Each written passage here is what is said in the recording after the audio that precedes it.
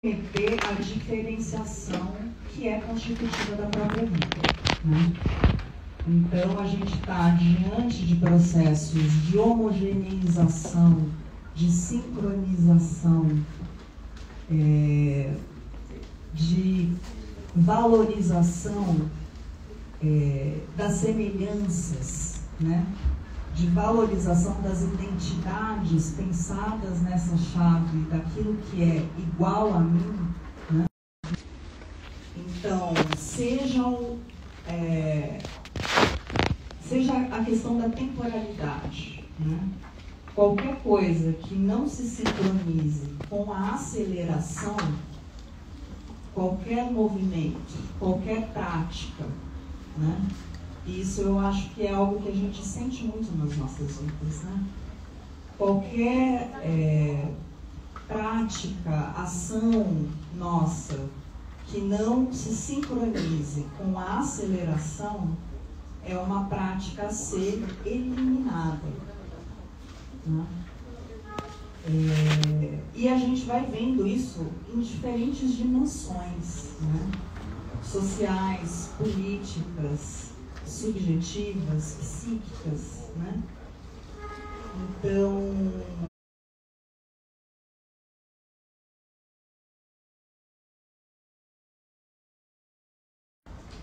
homogeneização das existências, né? A gente pode pensar, por exemplo, no neoliberalismo, que quer que tudo se assemelhe a uma empresa. Tudo, né? Eu gosto muito do que o Gilles Deleuze traz no pós-escrito sobre a sociedade de controle, que ele vai dizer: a empresa é um gás. A empresa é um gás, ela atravessa tudo, né? A gente passa a usar muitas vezes até uma linguagem gerencial para falar da nossa própria sensibilidade, né? E nesse sentido, tudo que não se pareça com essa lógica gerencial ou administrativa é algo a ser eliminado, né? Na universidade, por exemplo, a gente vive muito isso, né? A gente pode olhar para a produção de autores que são referências hoje no chamado pensamento negro radical, que é o Fred Moten e o Stefano Harney, que escreveram um livro fabuloso chamado Sobre Comuns, né? Ali eles vão dizer, enfim, né, desse gás que atravessa que está presente, enfim, na própria universidade, né? Então, sempre se cobra, mas qual é a aplicação desse conhecimento, né? Qual é a escalabilidade desse conhecimento? Ele pode virar políticas públicas? Enfim, é sempre essa ideia de algo que precisa ser traduzido ou entendido a partir dessa linguagem administrativa que quer se colocar como a única possível, né? E aí é interessante porque, como eu disse, né, a gente vai ter vários diagnósticos de filósofos, filósofas, autores os mais diversos, né, que vão se dedicar a esses processos. Enfim, que mais me instigam também, o Paul Preciado, né, que vai dizer contemporâneo como um regime farmacopornográfico, que quer reduzir, que quer capturar e reduzir o nosso desejo a um regime de excitação e descarga e excitação, enfim, né? Que ele funcione de maneira cibernética dentro de um sistema recompensa de estímulo e resposta, né? Reduzir o nosso desejo a esse funcionamento, né? E a gente, na relação com os dispositivos tecnológicos todos, enfim, né? Principalmente como diria, né, a dona Haraway, somos todos ciborgues, né? A gente anda acoplado ao celular, essa prótese que já compõe, né, corporalmente a nossa existência, né? O Paul Preciado vai dizer, olha só, a nossa relação com a tecnologia, essa relação íntima que a gente mantém, faz com que a gente precise pensar, por exemplo, o funcionamento do poder de uma maneira diferente da que vem sendo tradicionalmente colocada pela filosofia política, que gira em torno da questão da obediência. Talvez a gente devesse pensar na questão do vício em vez da obediência, né? Para a gente entender essa nossa acoplagem com esse funcionamento, enfim, né? Com os poderes constituídos, né? Mas por que eu estou trazendo tudo isso, né? Porque todas essas perspectivas, enfim, vão pensar na produção, enfim, de subjetividades, né? Você tem constituições subjetivas, você tem nós mesmas, diferir disso que nos constitui e incide em nós, né? Então, os processos de individuação, né, que são o foco da Amneris nesse livro, né, se tornam relevantes politicamente nesse cenário mesmo de combate, né, em que, como eu disse, essas dinâmicas e os diagnósticos que estão sendo feitos em torno dessas dinâmicas, né, esses diagnósticos da filosofia, das ciências humanas e sociais vão concordar que esses processos se querem totalizantes ou, podemos dizer, totalitários, né? Eles querem se colocar como as únicas possibilidades de existência e de vida para nós, né? A gente está só fazendo uma troca de cadeiras aqui. Ah, tá bom, tá tudo bem. Uma dança das cadeiras. Então, processos de individuação pensados com Jung e com Simondon, enquanto essa criação de novas possibilidades existenciais, né, que nascem desse trabalho, enfim, que fazemos nós conosco mesmas, né, de criação de novas possibilidades existenciais, eles se tornam cruciais diante ou no momento em que você tem a destruição ambiental, a violência neoliberal, a questão, enfim, das novas tecnologias e essa extração de força vital que elas também promovem em relação ao nosso tempo e à nossa vida, né? Tudo isso se torna, enfim, diante de desse exercício violento desses poderes que se querem afirmar como os únicos possíveis, né? Dizer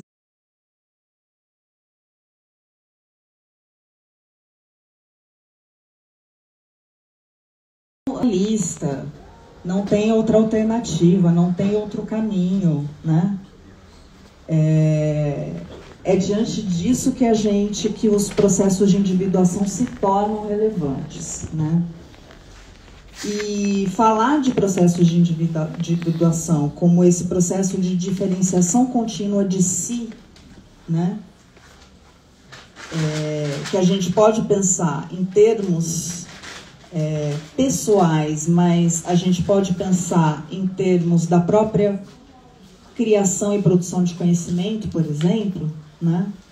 Então, como é que, diante de certos parâmetros e modelos em torno do que é científico e do que deve ser a produção de conhecimento dentro da universidade, né? Como é que você afirma esse direito a, ia dizer, diferença na produção de conhecimento, mas a gente pode dizer dissidência na produção de conhecimento, né? Que é isso que trazem, por exemplo, as epistemologias dissidentes, né? Que vão dizer, olha, diante de um certo modelo científico da ciência moderna, que quer se colocar como a única possibilidade de produção de conhecimento, a gente precisa criar novas possibilidades, né? E defender uma pluralidade, uma diversidade epistêmica, né? Enfim, acho que a individuação, ela é esse movimento constitutivo da vida, se a gente pensa a vida como produção de diferença, né? E é por isso, uma das passagens mais bonitas do livro da Mineres, enfim, algumas passagens, né? Isso aparece, a Mineres vai falar dessa a necessidade da gente manter essa fé na vida, né? O William James fala na confiança, né? Confiar na vida, né?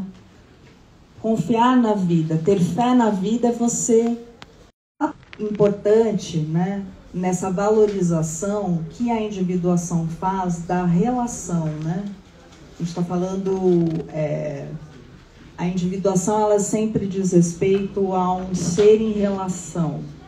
Ela sempre diz respeito a uma abordagem relacional, né? Ela sempre diz respeito a vínculos, né?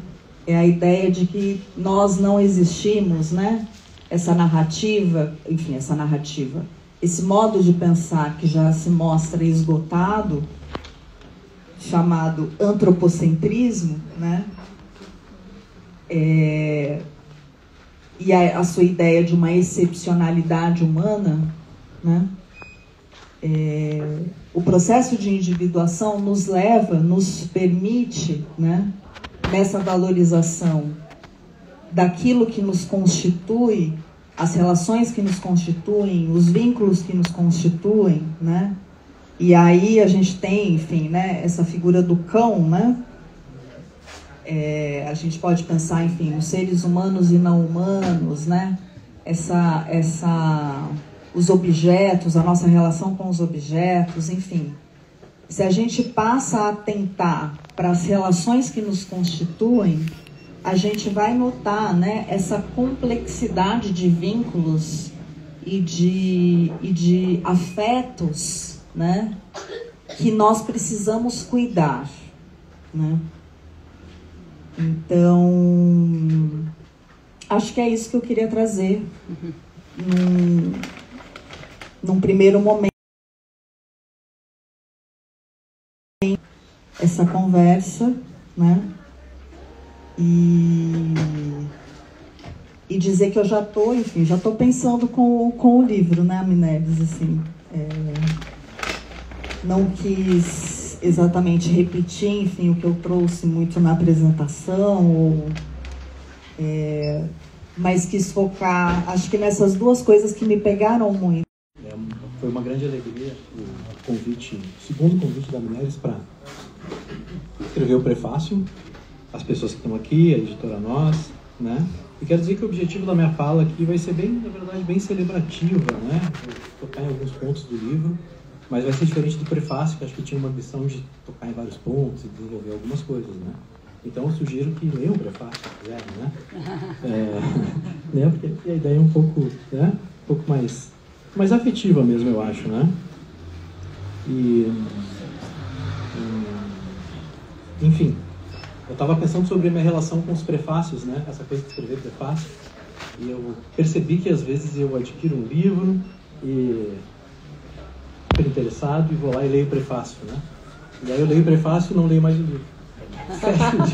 O livro fica lá e eu fico com a ilusão de que eu tive realmente alguma relação com o livro, que é uma grande injustiça, porque eu não li o livro do autor, eu li o prefaciador, né? Que tem esse objetivo um pouco de fazer uma espécie de introdução, falar um pouco do autor, etc. Né? Mas é o contraditório, porque em outros momentos acontece o contrário. Né? Eu adquiro o livro, muito interessado, começo a ler o livro e leio uma vez, duas vezes.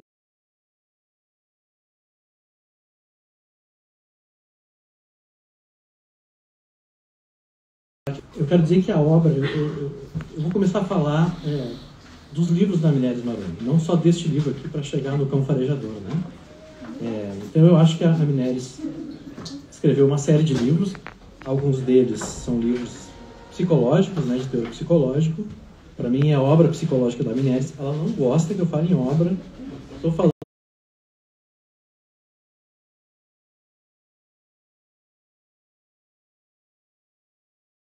Quando eu estava começando com a minha clínica, eu andava desiludido não exatamente com Jung, né, mas como que se fazia Jung, o debate que se fazia, né?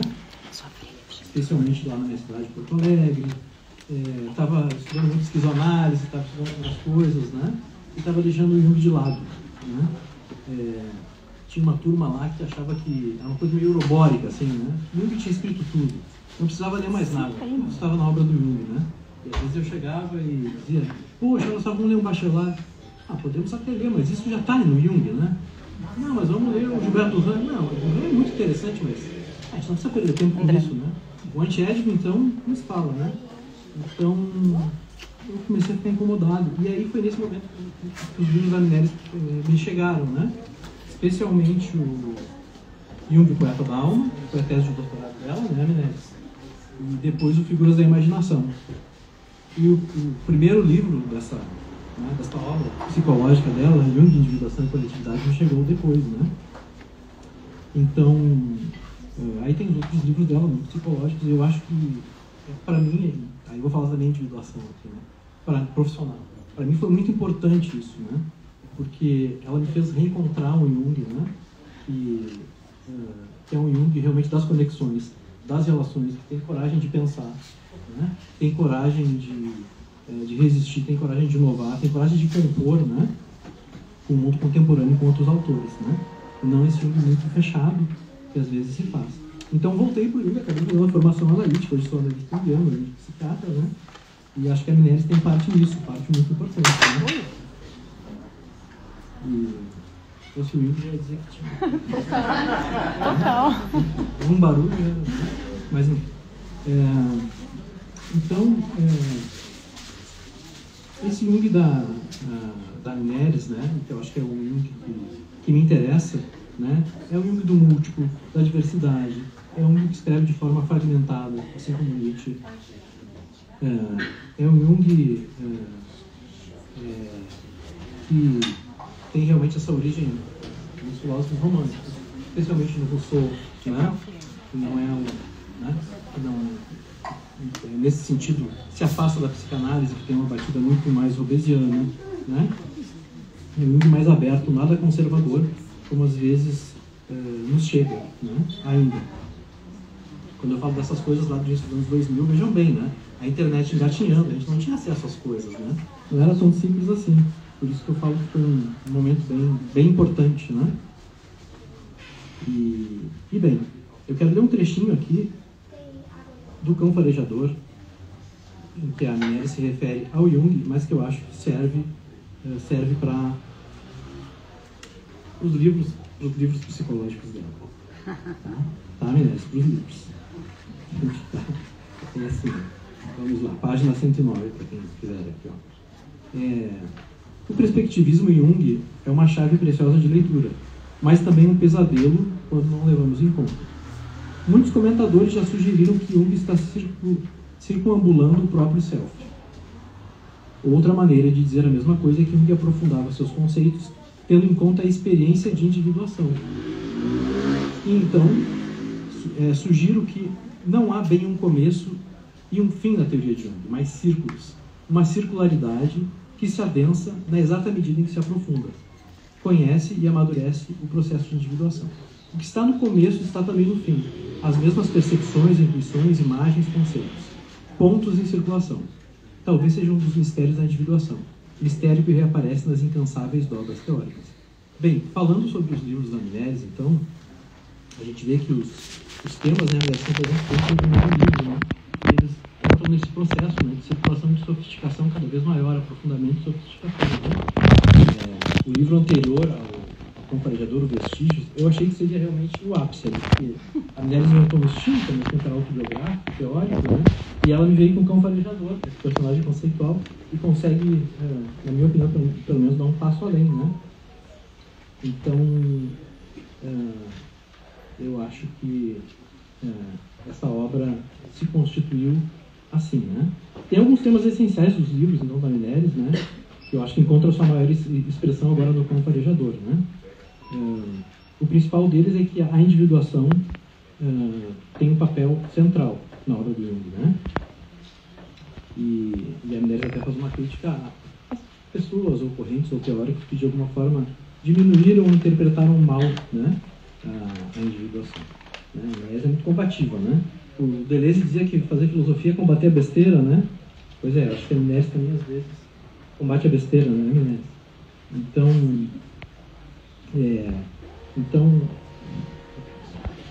Né? Mas a questão é que a questão não é só definir a individuação, né? Porque a Mileris ensina que para lidar com a individuação a gente tem que descrever individuações, né? Porque senão fica apenas um conceito abstrato, né? Então isso ela inclusive me falou várias vezes: Maurício, preste atenção nas individuações, seja sensível, né? Acompanhe, descreva, né? E na sua imanência, né, as individuações, né?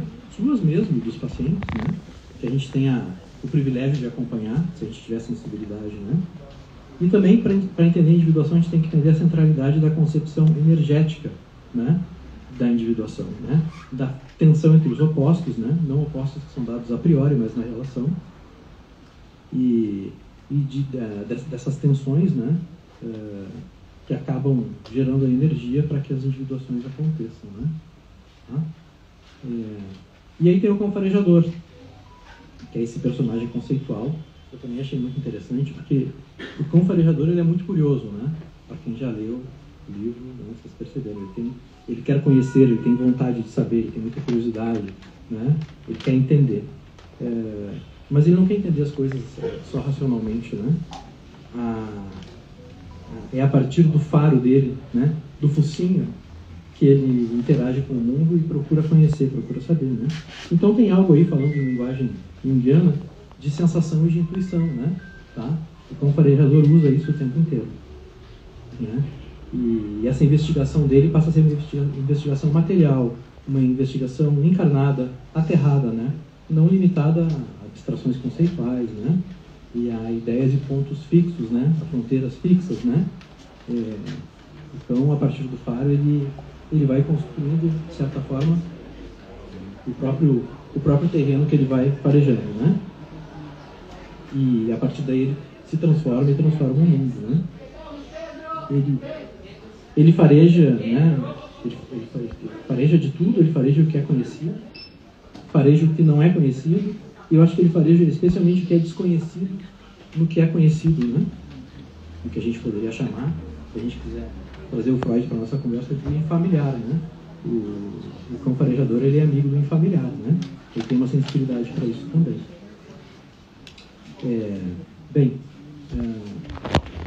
Outro objetivo, eu acho, e outra importância do Cão Farejador, de Mileris Maroni, é o diálogo com o século XXI, né? Que um pouco a Carmen falou aqui, né? Tem toda uma dimensão política isso, né? A gente não está falando de uma psicologia aqui também abstrata, internalista, né? A gente está falando de uma psicologia que está ligada às questões políticas contemporâneas, ao antropoceno, a uma crítica ao antropocentrismo, que tem noção das chamadas guerras ontológicas, das políticas minoritárias, da constituição de novas formas de existência, porque é isso que a individuação, em última instância, permite, né? E especialmente da crítica da divisão natureza-cultura. Então, acho que esses são os objetivos. Eu não sei se dá tempo de ver uns trechinhos aqui, rapidamente. Muito rápido? Posso ler? Só um pouquinho. Vou ler só um pouquinho. Estamos aqui para isso, Mal. Estamos aqui para isso. Então, ó, se me deixarem que eu vou começar a ler o livro, vou me empolgar e vou ficar lendo. Né? Vai virar um grupo de estudos aqui, né? Tá? Algumas conexões que a Amnéris faz aqui. O Simondon que temos individuou elementos centrais da experiência e do pensamento de Jung e deu chaves para o pensamento de Deleuze e Guattari, que dão continuidade à ideia de individuação através do conceito de experiência do corpo sem órgãos, um corpo sem forma, e da realidade das relações com a ideia de agenciamentos. Né?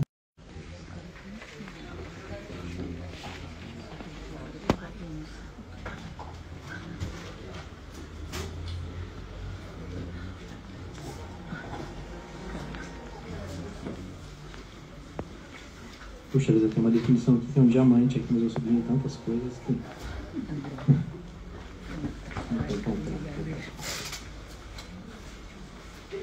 Era preciso criar conceitos que para Jung não estão separados do afeto. Amnéris nos brinda logo depois com a ideia de confetos, né?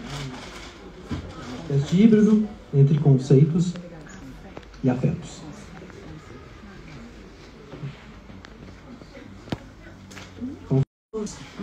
Ainda bem que eu tenho 5 planetas em Virgem que segura isso, porque senão eu ficava só começando e terminando, que eu acho uma delícia. Mas então, para terminar, né, eu quero, assim, para mim é muito importante dizer isso. Eu fui atrás da minha experiência, eu não fui atrás do Jung. Não sou uma autora que exaustivamente estuda um autor como é o caso do Jung. Assim, pelo contrário, eu fico em alguns textos e fiquei em alguns textos durante muito tempo, sem mudar de texto, aliás. Por quê? Porque eu queria entender a minha experiência. Ela foi um desafio para mim. E eu penso que a experiência, né, no sentido que a hermenêutica tanto valorizava e que nós esquecemos, inclusive na área psi, nós esquecemos da experiência. A única experiência que conta é a experiência de consultório. Eu acho que é uma boa e importante experiência, mas não é a única. A vida é cheia de experiências. E cheia de experiências com sentido. Então a gente abandonou um pouco a ideia de experiência e se concentrou muito na experiência de consultório. Mas eu tive uma experiência individuante.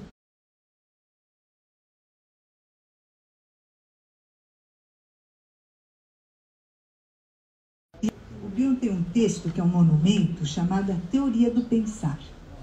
E ele diz o seguinte: o Bion era indiano e depois ele foi para a Inglaterra.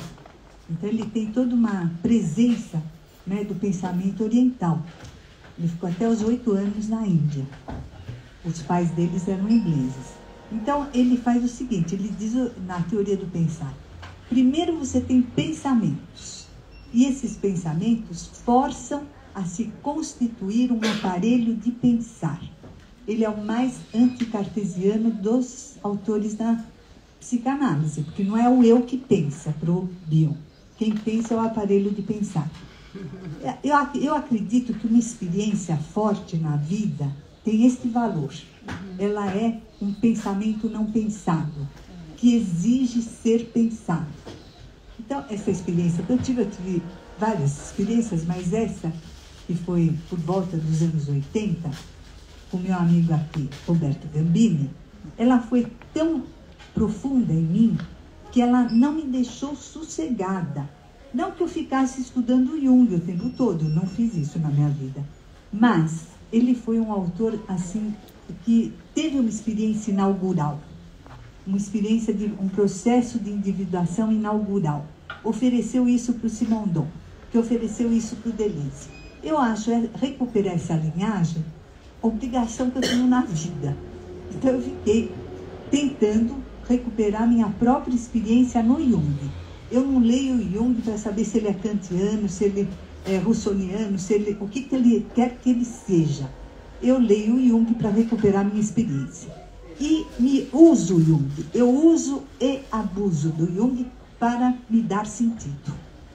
Eu penso que ter uma experiência vale a pena por isso, né? Porque reproduzir o conhecimento como a gente aprende a reproduzir nas universidades, eu fui professora universitária e eu desobedeci às regras. Eu jamais impus isso para os meus alunos.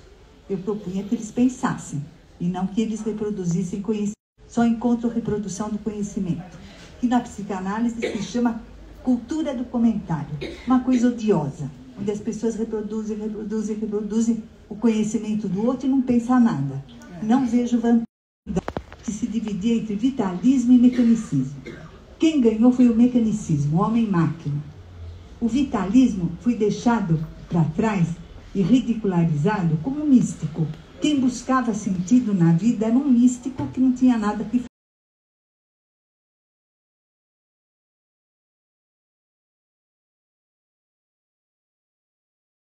A vida é que nos faz. Então, escutando os meus dois colegas, eu insistiria nisso. Eu não me individuo, eu sou individuada, eu sou passiva no processo. Quem me individua é a vida, goste eu ou não. E me individua de maneira que tem no seu centro uma outra questão, que para mim é fabulosa nessa discussão, que é a questão da regressão. Ela é da humanidade, da história da humanidade e da história de vida da pessoa. E ela vai buscar outros mundos possíveis.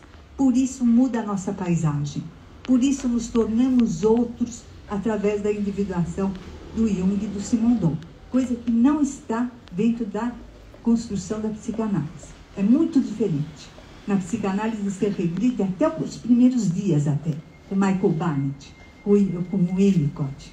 Só que a regressão é um pouco a ideia de trabalhar colapsos, trabalhar traumas, trabalhar aquilo que...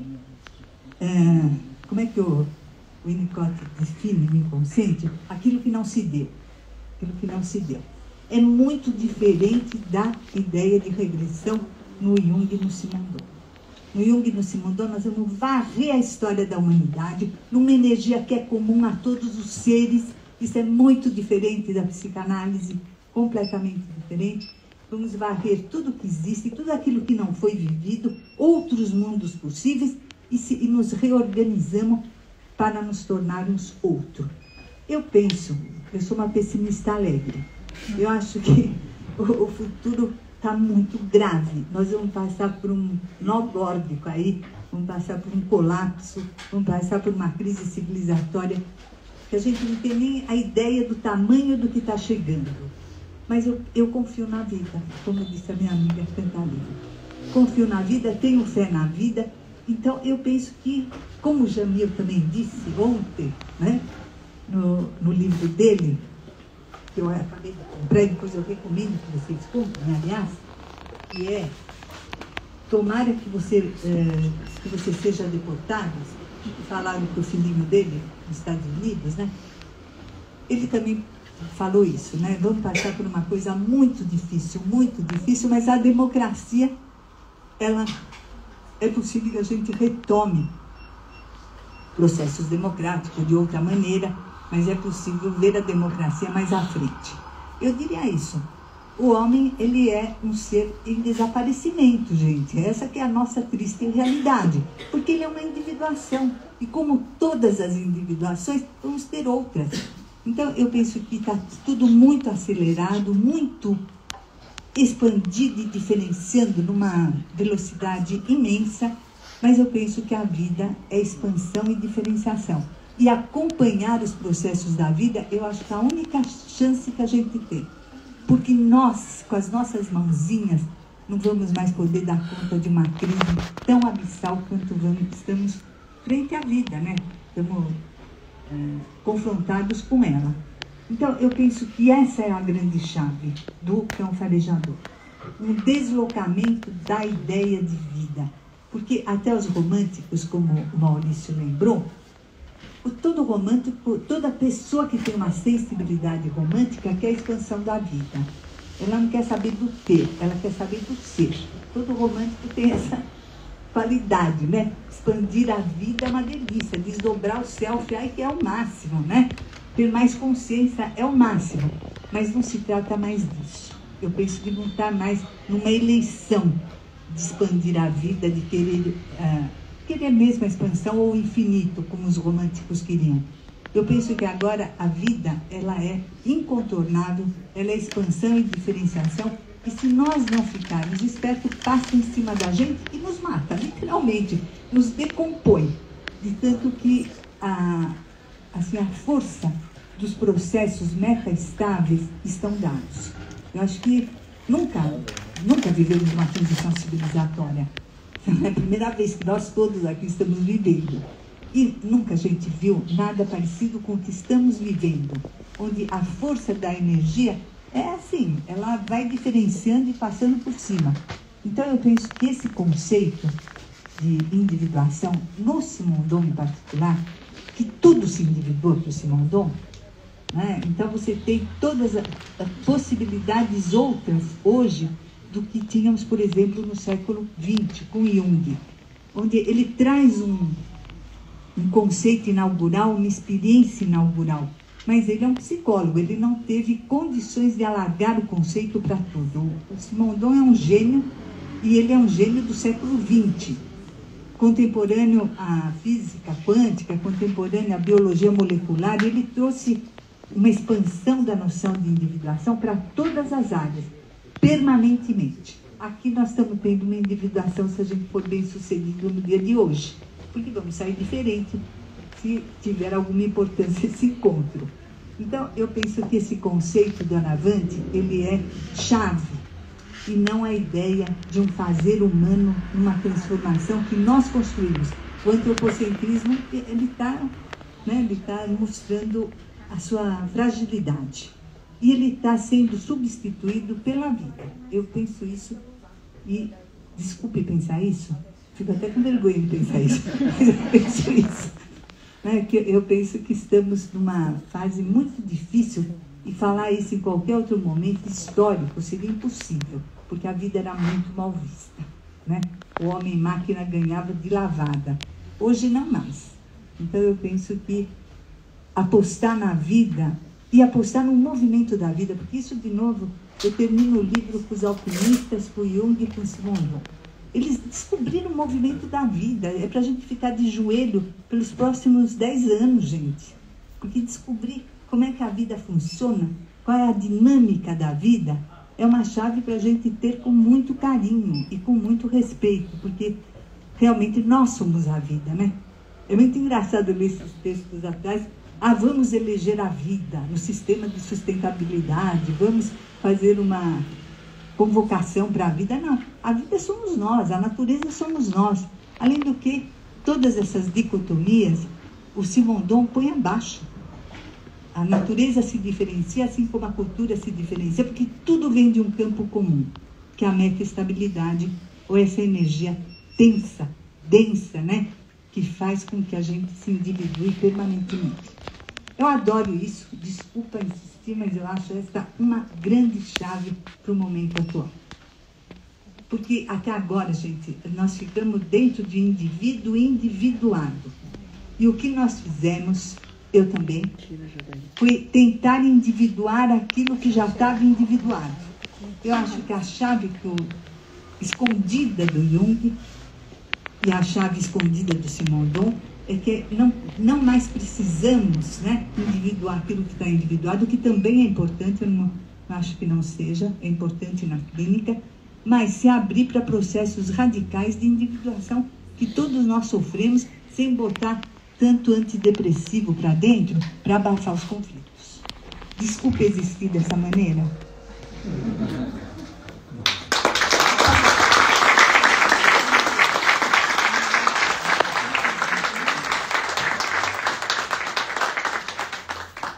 Agora a gente poderia falar alguma coisinha para terminar logo e tomar um vinho. Fala, Roberto.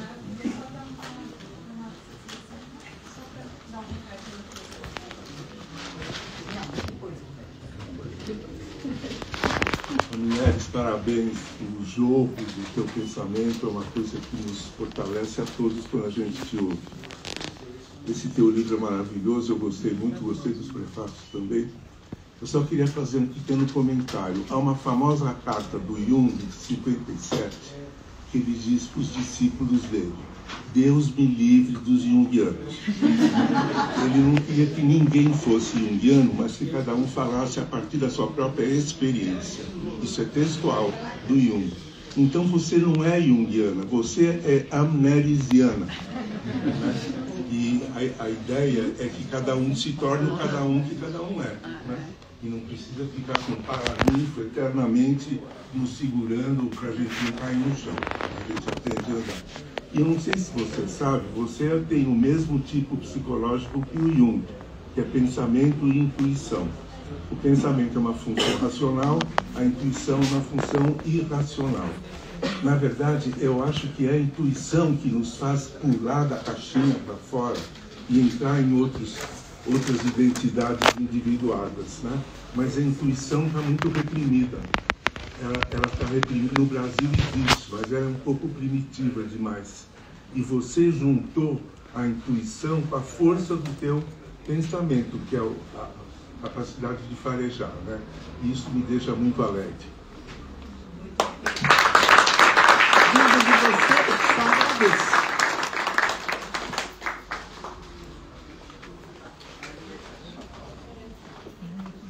Quem que eu vou chamar para falar? Lili, fala. Não, fala assim mesmo, né? Não, fala. Eu adoro fazer isso na Unicamp. Coitado da Querida, na verdade eu só tenho que te agradecer demais, né? Porque você é uma mestra, né, para todos nós. Assim, você me ensinou, né, a catar aquilo de mais verdadeiro, pegar aquela experiência ao lama, aquela coisa, e tornar ela ouro, né? Assim, mas a partir da experiência. Então, toda vez que eu te dava um texto, eu falava com o Maurício, falava, ai meu Deus do céu. Ela acabava com o texto, mas eu sabia que isso era amor, né? Porque ela falava, volta, pega aqui o mais profundo, o mais... Né? Então, ela nos ensinou isso, né, Mal? Assim, então, esse livro, para mim, é a tua obra-prima, né? Porque você... Bem, é uma das suas obras-primas, pode ser assim? Porque eu acho que você conseguiu fazer nele aquilo que você prega, né? Assim, você juntou da tua experiência mais profunda os seus confetos, né? Assim, então, mas não interessa, é isso aí. Eu roubei do Bom Dia, acho que foi. Do Bom Dia? É. Um autor que trabalha sobre experiência. Passa o microfone, você não me microfone na mesa. Cadê o outro? Pega o outro. A gente vai roubando, né, quando vai escrevendo, porque esquece de onde tirou. De vez em quando faz roubos mais ou menos óbvios, que podiam ser, assim, não precisavam acontecer. Mas eu acho que Confetos eu tirei de um autor chamado Bom Dia, que trabalha sobre a experiência heideggeriana. Outro dia me dei conta disso. Mas é perdoar. Já me perdoei. Então era só isso mesmo, é só agradecer, né? Que você existe desse jeito, que você faz esses livros que você faz essa vida que você faz. Obrigada. Eu que agradeço.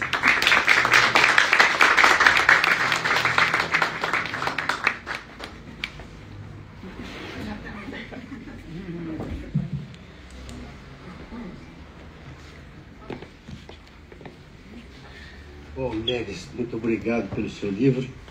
Eu adorei seu livro, já disse isso para você. E você foi muito além do Jung.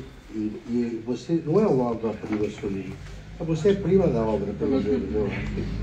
Porque é uma coisa assim, muito inovadora, muito revolucionária mesmo, seu livro. Eu só queria fazer uma pergunta. Eu não conheço muito Simondon, mas parece que ele aplica o conceito de individuação também à técnica, né? Que a técnica é um dos pilares estruturantes do pensamento dele. E os objetos se individuam também. A internet pode se individuar com seus usuários e a cada novo usuário é uma nova individuação com a internet. Então, era essa pergunta que eu queria fazer, e agradecendo muito a sua apresentação e de todos aqui. O Simondon, em 1958, ele fez a tese de doutorado dele, chama-se A Individuação à Luz das Noções de Forma e Informação. Eu usei muito esse livro para fazer a minha individuação do Jung. Porque doravante, ele muda também a epistemologia. Ele não só tem uma ontologia, ontogenética, ou se vocês quiserem, né, de se individuar, as individuações em tudo são permanentes. Ele tem a mesma chave para tudo, para o inorgânico, para os seres vivos, para a cultura, para a política, para os objetos técnicos. É sempre a mesma chave, são regimes de individuação. Esses regimes de individuação são diferentes, por exemplo, para uma pedra, para o Bolsonaro, para mim. São muito diferentes, mas são sempre regimes de individuação. Então, junto com esse livro, A Individuação à Luz das Noções de Forma e Informação, vem junto a individuação dos objetos técnicos, que foi o que primeiro entrou na sociedade, na cultura, nos anos 60. Os tecnólogos ficaram fascinados.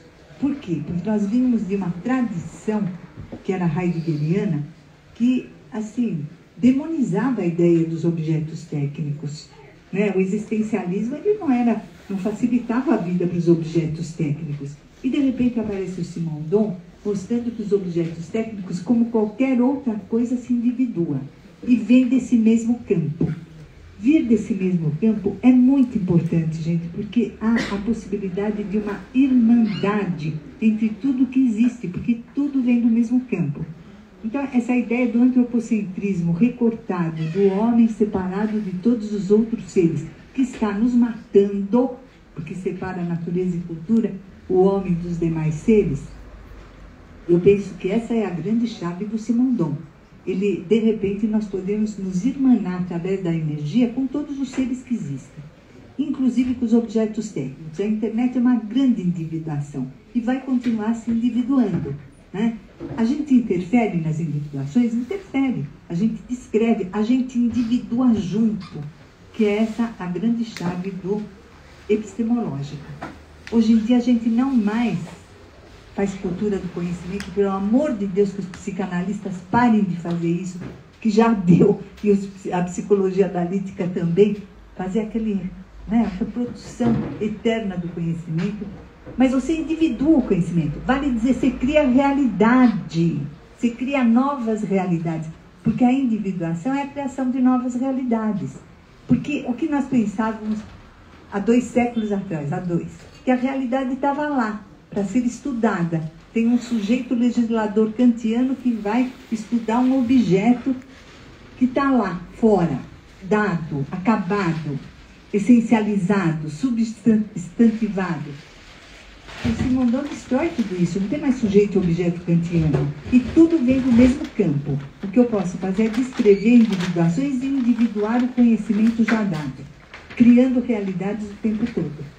Eu acho essa ideia fabulosa, gente. Porque a realidade não está mais lá. Tá na minha... Eu sou capaz de individuar a realidade e, portanto, transformá-la e produzir novas realidades. Mas o objeto técnico entra nessa parada. Deleuze vai retomar muito Simondon nesse aspecto, né? Porque eu lembro do texto do Heidegger, que tinha essa chave. A ciência não pensa.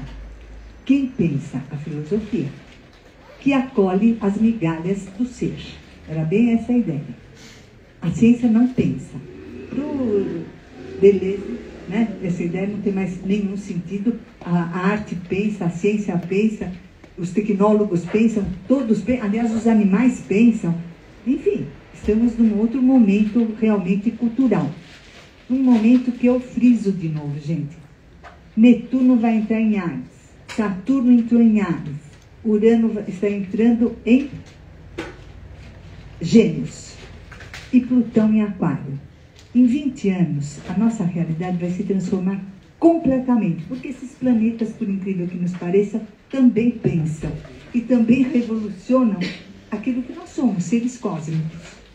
Então, nós estamos numa revolução assim, eu acho assim, como eu não queria mesmo ter morrido no século XX. Ainda bem que eu fiquei viva, gente.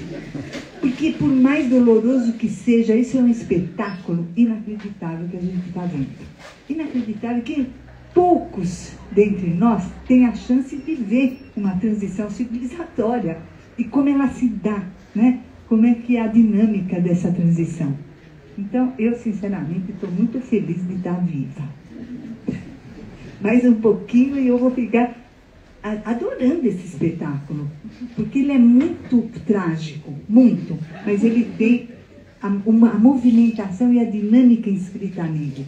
E eu posso contemplar isso, que é contemplar a vida, né? Obrigada pela pergunta.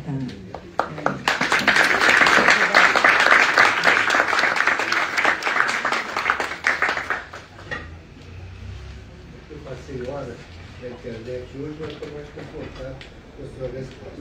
Foi uma ilustração. Várias ilustrações.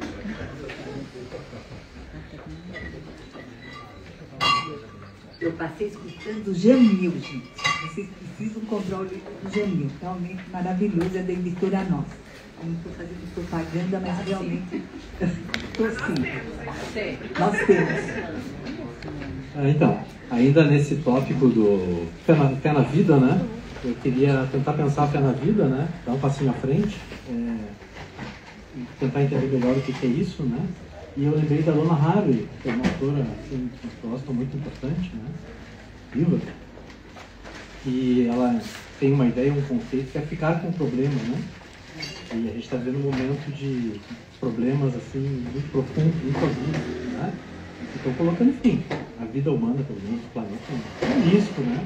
E o planeta, como a gente conhece, né? Mas ela não se desespera. Assim, vamos sustentar, vamos ficar com o problema. Né? E ela critica dois tipos de saída. A primeira saída que ela critica é o escapismo, né? A gente escapa por um fanatismo, por uma crença religiosa, ou seja, pela uma utopia transcendente, né? De que um outro mundo vai nos salvar, um outro ser, alguma coisa vai fazer uma intervenção, né? Um Deus ex machina, sei lá, né? Da esquerda, né? Que é o desespero, né? Uma espécie de ceticismo. Assim. Olha, né? Deu, né? Acabou, a gente não vai sair dessa mesmo. Né? Então, o que ela propõe? Propõe que a gente fique com um problema e que faça alianças, né? Alianças que não são alianças humanas, né? São alianças com os outros seres, né? Vivos e não vivos, né? Humanos e não humanos, alianças